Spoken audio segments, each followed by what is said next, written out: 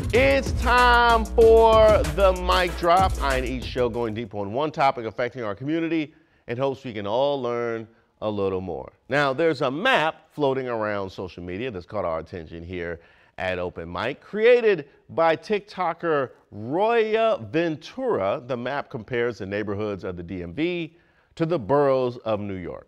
So, on her map, northeast is Brooklyn, southeast is the Bronx, Manhattan is central DC, Georgetown becomes the Hamptons, Queens sits directly above them, and Bethesda and Chevy Chase become Connecticut. And not to be left out, New Jersey is repped by Arlington and Alexandria.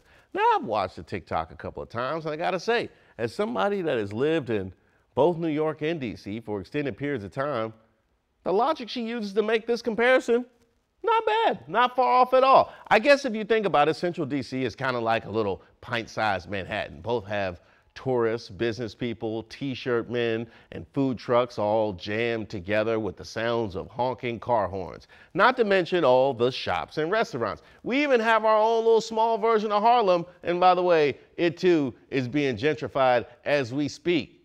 One thing though, I can't quite equate Central Park to the National Mall, because there's not really any wildlife there, and it's not a Karen haven, so, you know, it's safe for brothers. Now, I'm okay with Southeast being the Bronx. It's got a similar vibe because the people living in both places are real. They both got bodegas, we just call them corner stores, and they both got guys that'll sell you Lucy's.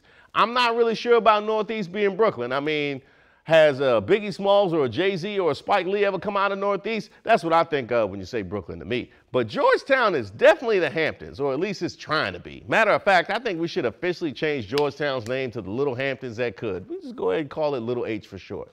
I'm definitely okay with Bethesda and Chevy Chase, although somehow I find myself there far more than I ever went to Connecticut when I was in New York. I wish somebody would start a Connecticut comedy show and expect New York comics to come. It's going to be a show full of bankers and lawyers on and off stage. Now, I have been to Jersey, and it's not necessarily Northern Virginia. Look, Jersey's kind of its own thing. Ask anybody from there or anybody that spent any time there. They got a whole show just about the shore culture. But then again, Hoboken and Edgewater and the rest of the coast just bordering New York don't have the full Garden State flavor, which blends with comparing Alexandria to, say, Newport News. So I'll let that one go. Now, she left Staten Island off the map because she had never been there, but I have, and we do have a neighborhood here that complements it. Stafford County. That's right, that's our Staten Island. It's a perfect fit. Both of them are just close enough to be included in their respective areas while being far enough away to believe that they don't need anybody. And both of them are hilarious. If we did this show out of New York, they would be getting the same work that Stafford gets. And just like Stafford, it will also be coming from a place of love. Now, New York, here's your challenge. Who's your Waldorf? I'm just playing. We all know New York's Waldorf would be Yonkers. It's time for fan mail. This is where we feature a comment sent in to us because we love seeing your feedback.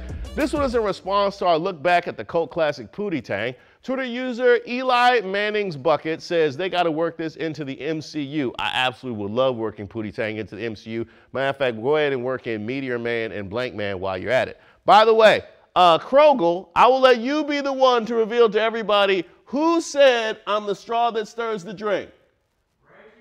That is Reggie Jackson. That is correct. And like Reggie Jackson bars, anytime they was around me, I'm out.